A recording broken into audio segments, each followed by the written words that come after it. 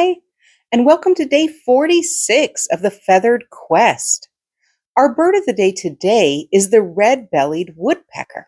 Red-bellied woodpeckers have very long tongues, which can extend almost 2 inches past the tip of their beaks. Let's go find that daily feather.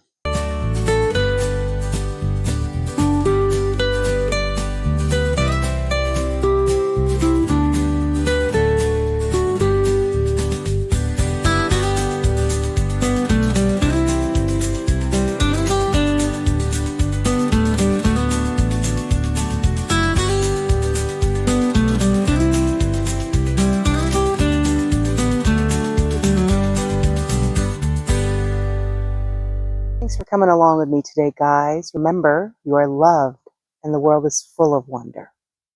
So, did we find our bird of the day?